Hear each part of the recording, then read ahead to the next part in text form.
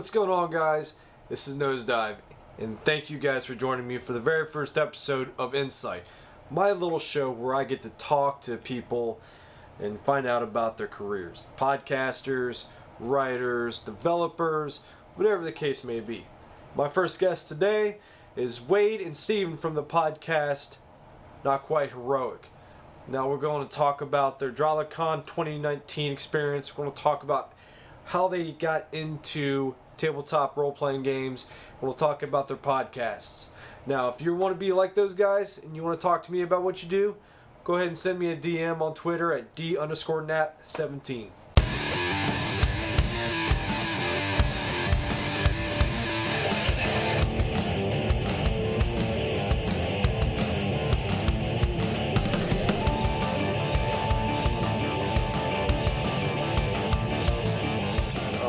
Well, guys, great. It's good to see you guys again. It's been a few weeks. Yeah. So you guys were at DralaCon and you guys were featured guests. Which how was that experience for you guys being one of the VIPs of the weekend? That was a very interesting situation. Oh, really?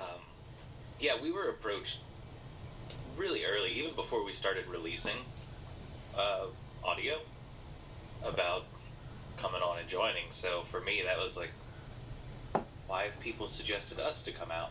Okay, did you guys so did you know somebody in particular then, who friend of a friend? No, we literally knew no one. Yeah, Wade's a really good networker, and so he just kind of made it happen. Look, I didn't make it happen at all. I got a message and I was like, "Are you sure you want us?" People have said good things about you in the community, and it's like, okay, well, they haven't said much about the podcast, but us as individuals. Oh, that's always a better thing, I think, depending on the podcast. But DralaCon's still pretty new though, so what, second year? Yeah. Second year. I will say, being like, once we actually got to the event, it was awesome. It was a little weird being like a quote unquote VIP because, I don't know, we're just a bunch of normal people on the internet that just decided to start making a podcast together, you know? Yep, exactly. But for the most part, it didn't really feel like, I didn't feel like a quote unquote VIP. I just felt like another person who was attending a really fun convention, and sometimes they asked me to talk about D&D. Right. Okay.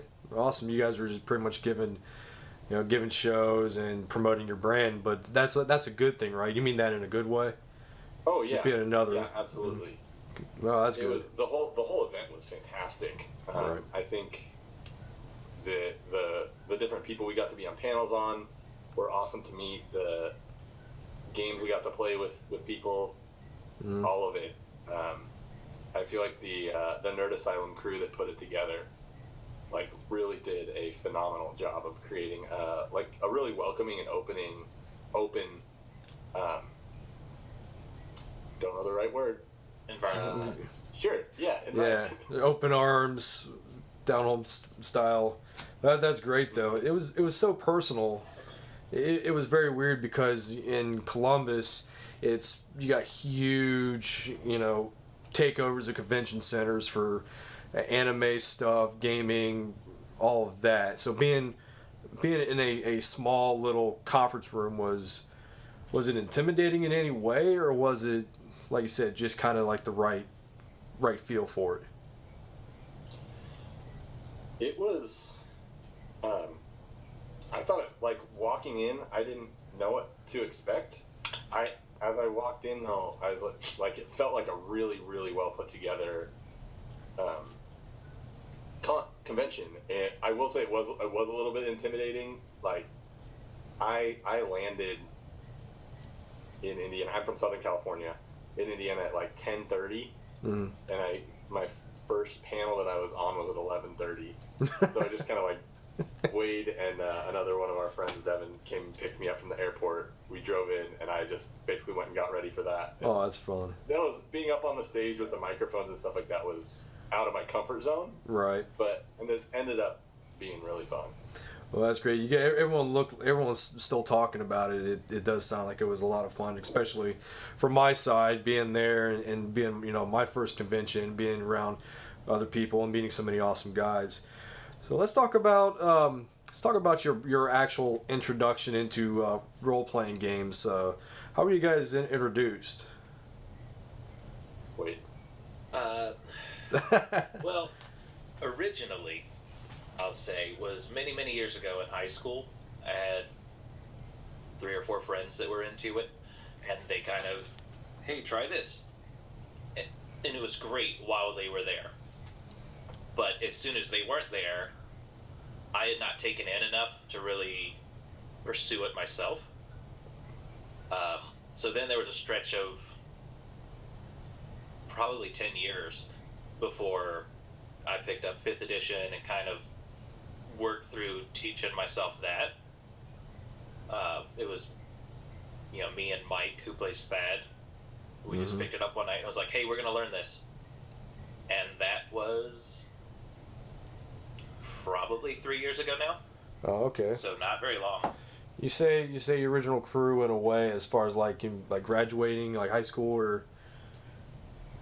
Yeah.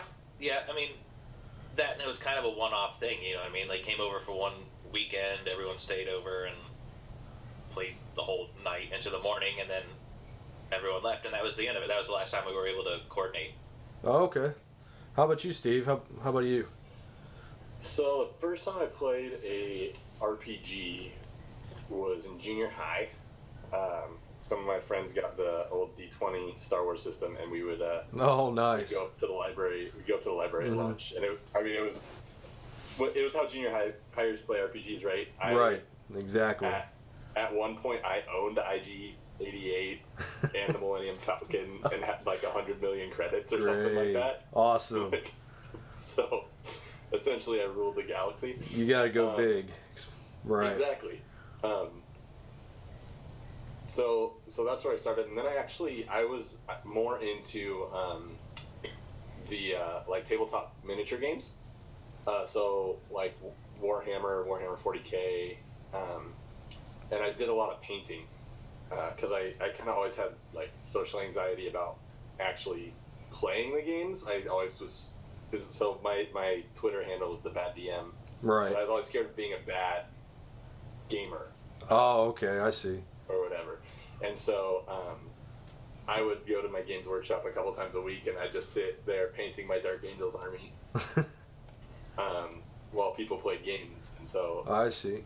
Well, you could easily that for a lot of years, and then finally I started kind of mustering up the courage, like 10 years later, to start playing games. Started playing Warhammer Fantasy a lot. Then when Age of Sigmar came, that kind of killed that community in my kind of local gaming store. Started playing Malifaux.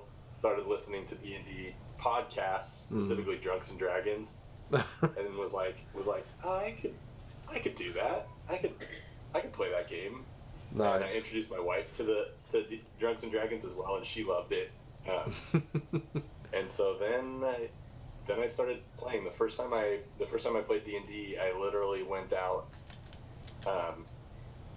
to my LGS and bought the starter set. Right, the box. Came the little starter box, Lost Mines of Phandelver. Called up a couple friends that I knew were nerds and was like, "Hey, come over. We're gonna play this." And ran my first session. Like, I hadn't even read the whole book. Like, I had no idea what was going on. Just like right there, put on the spot.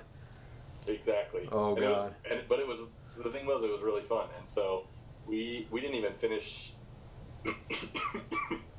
Excuse me. Uh-oh. Phandelver. I just jumped right into like homebrewing my own world and all that stuff, and then okay, make podcasts and stuff. So you tend to stay away from like Sword Coast and Faerun. Yeah, I actually get more intimidated by like published settings because I get really anxious that I'm gonna miss something or misrepresent something or like, right. Like especially published adventures, like I forgot about this big plot point, and this NPC is now gone because I screwed up. Right. Yeah. That's more stressful to me than doing the work to like kind of build a pretty deep world, and where I have so much of it in my brain already that I can kind of adjust things on the fly easier. Okay, that's cool. Yeah. So is that how Aventhyr came to be? Your the world that the Not Quite Heroes group is set in. Is that how that came to be? Just based out of your ability to kind of take something like that, take something that's unexpected, and kind of turn it into something interesting, or is it just a big sandbox for you to just kind of say, you know what, this is the world I want to create, and this is the way it's going to be for the basics cornerstones. Yeah, Aventyr's unique. So I'm gonna let Wade talk about how it first started, and then I'll Okay. talk a little bit about what it has become. Great, that's fair. Yes. All right. So the foundation for Aventhyr was trying to bring together, honestly, just a bunch of podcasts and creators and people within the community that I personally enjoyed, and being able to work with them. Okay. So I guess reached out to the general Twitterverse in the community and drew up a map and asked if anyone wanted to contribute to the game. Oh, okay, that's unique. Yeah. Yeah, we ended up with, I think 12 or 13 people is where we ended up on, that all got sent, hey, this is the picture of the map, what space do you want, hey, this is the information that we need, and have fun. Right. Just, make it however you want it to be. And after that point is where Steven took over. Oh, okay. And I think now's a good part for him to take over now to explain how Right. that process has gone. Yeah, so basically, originally, like Wade said, this was his idea that he pitched. Sorry, I keep accidentally bumping my computer. No, you're fine. I'm just getting seasick. seasick. I'm seasick over here. Good. You gotta earn this. You gotta earn this interview. I'll be curled up in the fetal position around a bucket. Yeah. Oh God. Yeah, I hear having shaky cameras is like a really good way to get more viewers too. Oh, okay, great. Keep shaking them. Yeah. No, so originally Wade was gonna do the editing, do the DMing, like put this whole world together, and before we actually had even had a session of the actual campaign, he reached out to me and was like, "Hey, would you be willing to take the DM stuff? Because I think the editing and production side, we want to do it really well, and so that's going to take a lot of hours." Mm-hmm. And so he sent me all the information that had been sent to him, which was, we have 16 nations in the world of Aventhyr, for the most part all created by different people, right? With no overarching, like, here's a timeline, here's how we hope the nations relate. Just like, it was really just like, hey, make something, and we're gonna plug it into our world somehow.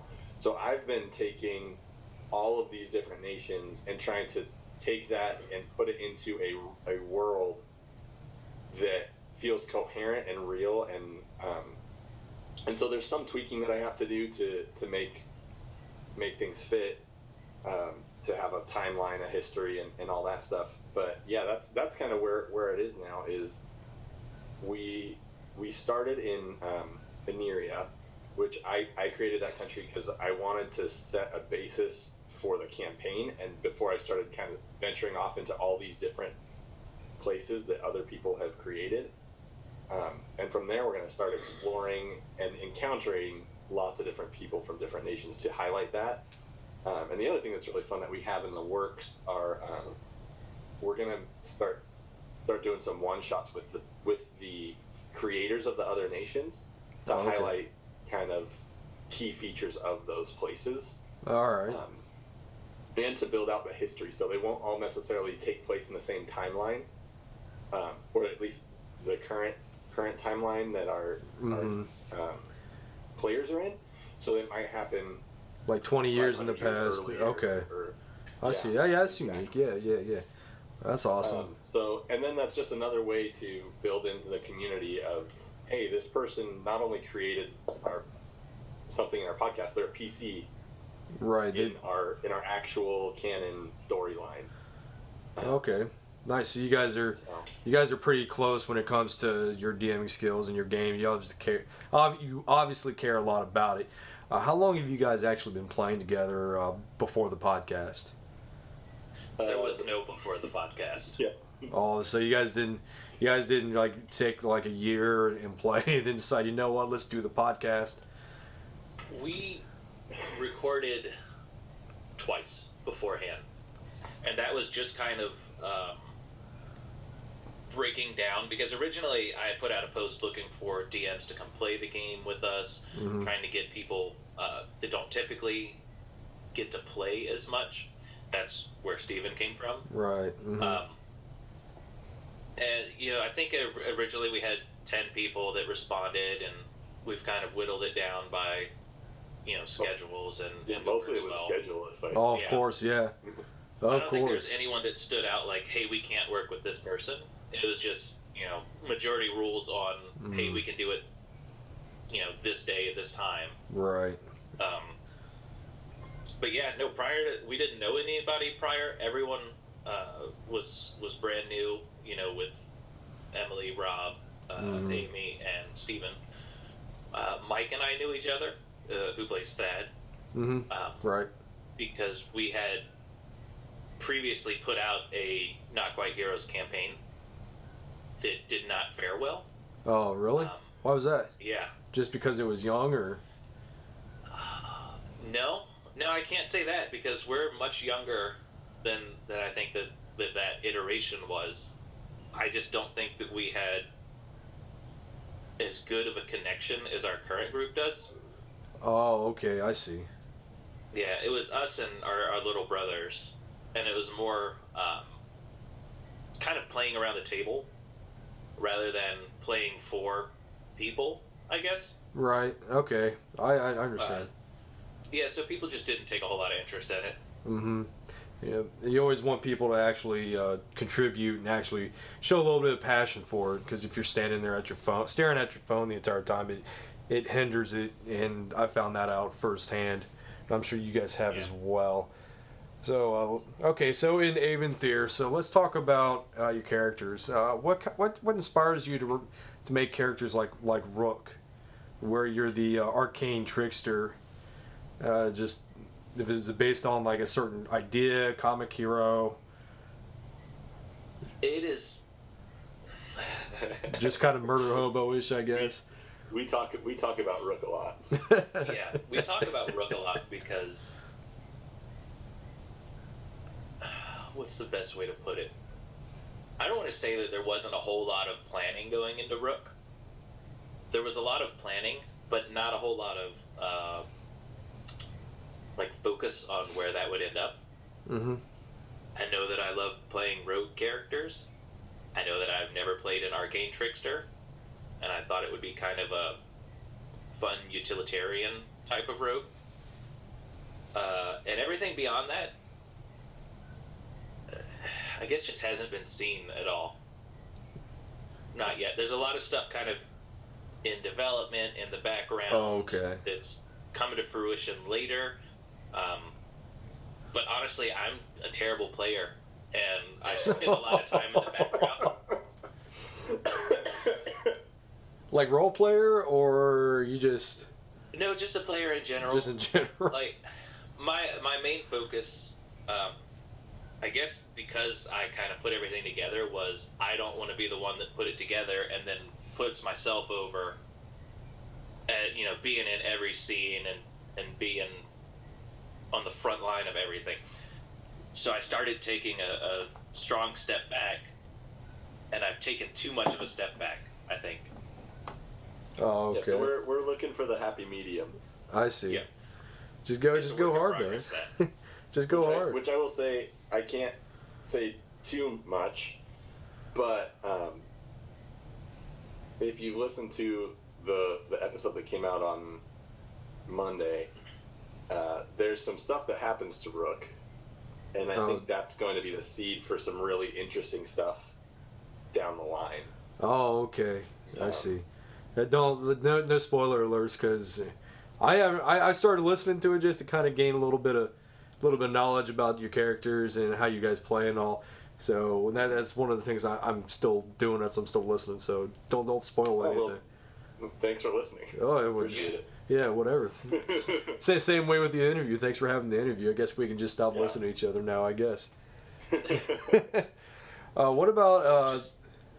sorry, what? I was going to say, if you have any concerns about the editing, please don't tell me. Well, that's something I was going to... It's all great. That's something I was going to bring up. I listen to a lot of podcasts. Vinny's group, the D&D Grandma's one of them. Listened to a few people out of Philadelphia, Arizona, and when I came across you guys, and you guys had the vision that I kind of would want, my podcast to go, and that is where you had the sound effects, you had the environment, you guys are walking through the forest, and you hear birds chirping, you hear the wind literally rustling the leaves. So it's not me telling you how bad it is. No, it's actually one of the more the better produced podcasts I've listened to. So what? That's all Wade. All right, look, he's a wizard. You guys have said the magic words. Pretend this is Pee-wee's Playhouse, and now I have to say I owe most, if not all, of my editing skills to Dave of the Four Orbs podcast. Oh, okay. Shameless plug. He has been... Four Orbs podcast, everybody. Yeah, I have to do it. He's walked with me almost hand in hand through most of the editing. He composed and allows us to use his song for our theme song. Mm-hmm. He's such a great dude, and I can't go through having compliments and not saying, "Hey, this is who got me here." Okay, very noble. Yeah. Very noble. I see. What all goes into your audio production when you're editing and mixing down an episode? What all goes into it? Do you want technical terms, or just kind of the overview, or? Sure. I can't give you a whole lot of if I start saying the technical things, people are going to start tweeting at you and me and everyone else, because I know the process, but I don't necessarily know the right way to say it. Okay, well, let me. Okay, I see how it is. Let me kind of just. So you use the as a sound library. You use the instrumental stuff. You have all of the audio coming in. How long does it take you just to kind of get that level of balance where you guys want for an episode? About 12 hours. 12 hours. Is kind of how much goes into it between, originally bringing everything into Audacity, doing our intro stuff as far as normalizing and limiting, exporting that out, taking it to Reaper, cutting everything up, Mm-hmm. Going and finding any audio that I don't have, or finding, the right music, the ambiences, the effects that go into making the episode takes a lot of time. And then just having to listen to it 2 or 3 times. You know what I mean? We try to stick with the PG language bracket. So I have to I have to be very vigilant to make sure that, if there is a slip up, which there's very few when we record, but if there is, that I don't let it go through to the final, because that's kind of something that we're aiming to do. Okay. That's tedious, trust me. Oh yeah. Be an hour long podcast sitting here banging your head on the keyboard because it's just so tedious at times. So obviously you guys, you work over, the internet. What kind of setups do you guys personally have as far as your recording or your? I know I see a blue mic on Steven's screen. Yeah. Is there just any type of like analog or equipment that you use or any type of digital outputs? Getting more technical now. Yeah, I have a. Geez, I don't even remember what the right term is. So I can grab it and stick it in front of my camera. I have this. The Behringer. I see. Euphoria something. The audio converter. Yeah. Okay. The input. It's takes the XLR to a USB. Right. Right. Gotcha. Allows me to adjust some levels. It doesn't have a lot of control, but I think Wade and Mike have very similar setups because Mike actually records at Wade's house. Well, I'll tell you, Wade, Mike, Amy, and Emily all have similar setups. Oh, okay.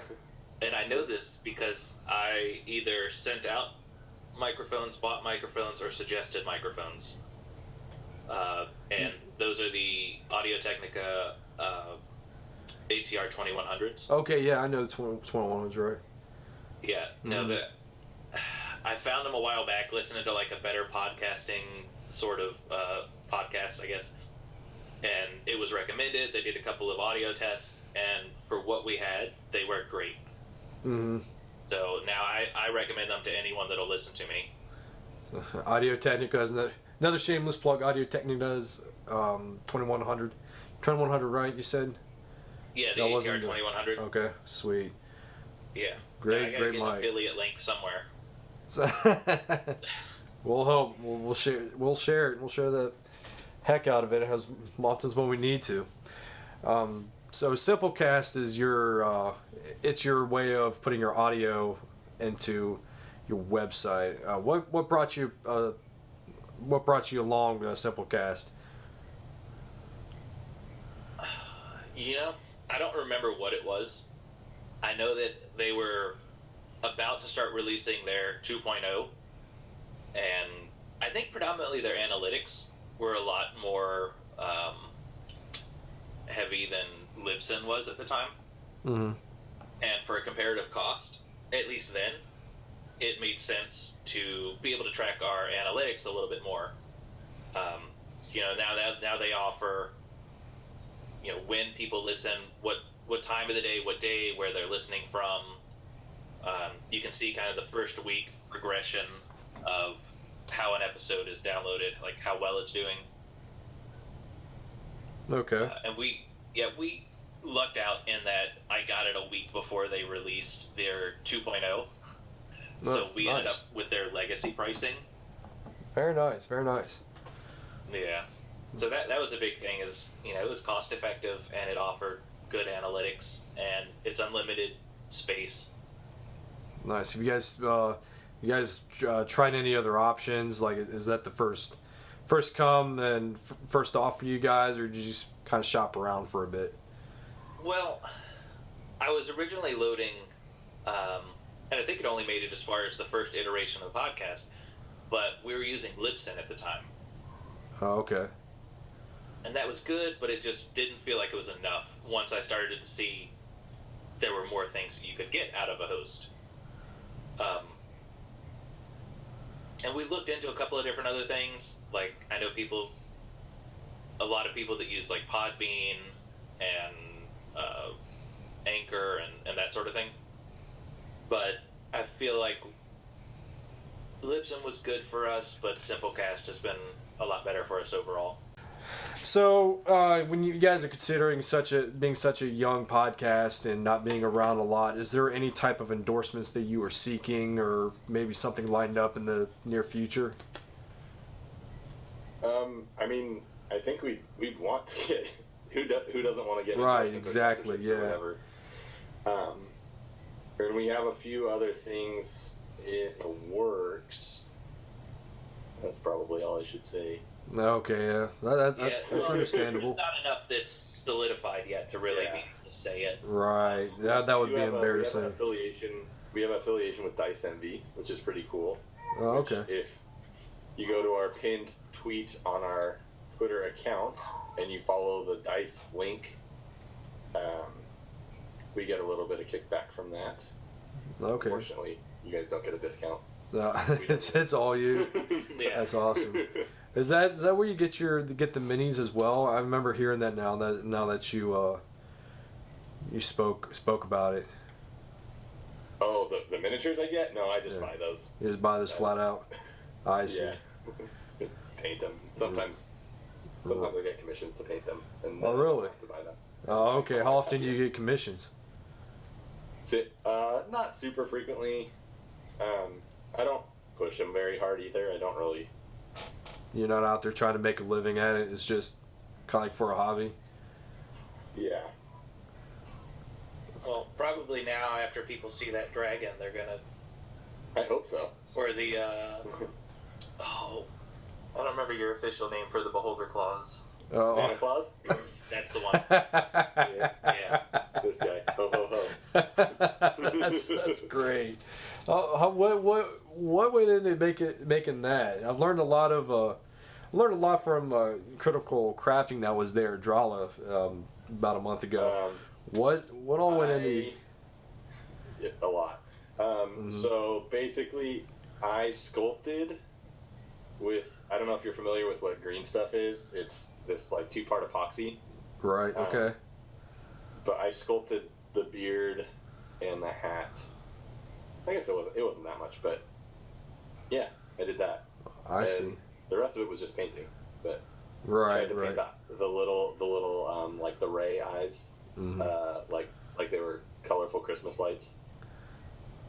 Well, that's awesome. That is very, very neat. I wanna for next Christmas I wanna add some like it'll hopefully be a whole diorama where I've got some mimics that are like presents. Oh yeah, that'd be nice. The funny thing is, you have actual elves that you can, or dwarves that you can turn into elves, and you can elaborate on that. It's awesome. Yeah. Right. It's fun. Right. Yeah. With Gen Con that just come and gone, is there any type of appearances that you guys are wanting to make in the future? All of them. All of them. So. Yeah, that's difficult for us because we pretty much span all of the U.S. Right. Yeah. Mike and I are in Virginia. Stephen and Emily are in California, and then Rob and Amy were within the Midwest. Oh, I see. So trying to find good places to connect all at once is difficult. Yeah, no doubt. How hard was that to coordinate with Drawlicon, being so far spread out? Well, only 3 of us made it. So. Oh, okay. Yeah, I will say, I think Drawlicon's probably going to be the best potential to get everyone. Mm-hmm. Yeah, it's semi-central. It's not Gen Con prices. Right. Yeah, I don't know. We want to do more in the future, but how that will work out, we'll have to figure out as it comes. Yeah, no kidding. I think it would, like Emily goes, who plays Firefly. Mm-hmm. She goes to tons of conventions. She writes for the Adventures League and DM's Guild, and so she's always okay. doing a new module that she wrote. Oh, okay. Can't remember if I've seen her or not. Yeah, I mean she contributed to, I don't know if you saw that, the Uncaged anthology. She was a contributing writer to that. She has a bunch of other stuff. Oh, I have to check that out. Most of the stuff, I think, now I'm speaking for her, and I don't know if this is 100% true. A lot of the stuff is California based. Oh, okay. I see. But, well, if it's on DM's Guild, it's pretty much for anywhere, for download and all. Oh, yeah. Right. Okay. Let's check Twitch. See if there's any type of questions. I know we had a few followers. I've been checking in here. Orson, Orson. Did you mean all over Orson at Drala? Yeah. Oh, yeah. We talk pretty extensively about streaming video games, and my friend who was there, huge Dragon Ball Z fan, so he talked him up pretty good. He's a good guy, great guy. Oh yeah. He knows. He's the best. He's helping me learn how to be not a dumb streamer. Right, exactly. He was. Hey, and I'm going to their charity stream in September. Oh, really? Yes. Oh, okay. I'll have to check that out. That's I remember seeing it. And the name is escaping me at this point. There's a name for it. I remember. Unless he gets into it first. I'm sorry. Charities and Champions. There it is. Yeah. Sorry, Orson. Please forgive me. No, forgive me. Forgive all of You us. should know. It's. Sorry. I feel quite bad now. That's where all the best games are played. Right. Exactly. Why wouldn't you have D&D in the basement? That's what I do. I'm right under my daughter's room right now trying to sleep. So Nice. In my basement. hearing Nat one's bat bounce off the wall. It ain't good. Yeah, I live in California. We don't really have basements, so I'm in my garage. It's close enough. I wasn't going to say anything. I was going to ask about the bass that's sitting behind Wade. That beauty that's right there. Oh yeah. No, there's 5 of them hanging up here. Okay. Well, I see that one. It looks very nice. Yeah, and then Otto. My octopus. The octopus. Is that any reference to the Spider-Man universe, or is it? No. Okay. No, I just named him today. Oh, all right. Normally he's just there, so. You shall be named Otto. Yeah, for anyone else, it's based on Spider-Man. Yeah, of course. Oh, that's. Into it. No. Be different. Be different. That's fine. That's all good. All right. Unfortunately, I actually have to run. Right. That's fine. Yeah, go take care of your father. Unfortunately. Go take care of your fatherly duties. I think we're about ready to wrap up anyways. That's why I was checking Twitch to see if there's any questions that hopped in. Awesome. Well, No. Thanks again. Great. We should chat again sometime. This was awesome. Yeah, awesome. Thank you guys for having us. Before we wrap it up real quick, just go ahead and put in a plug. Where can we find your podcast at? Oh, you want me to do it this time? Oh, somebody. No, sorry, I was talking to Steven. Yeah, you can find us online on our website at notquiteheroespodcast.com. You can find us on Twitter at NQHpodcast. If you find us on Twitter, look at our pinned tweet. You can find pretty literally everything else that we're involved with. Yep. Well, that's awesome. Hear that, guys? Go check them out. They're awesome. Good bunch of people giving up about 45 minutes of their time, plus more due to technical errors, which is always fun. But with that, yeah. That's part of being part of this streaming podcasting world is technical issues. Yes, sir. If you're not dropping about 5 F-bombs every 2 minutes, you're not doing it right at all. But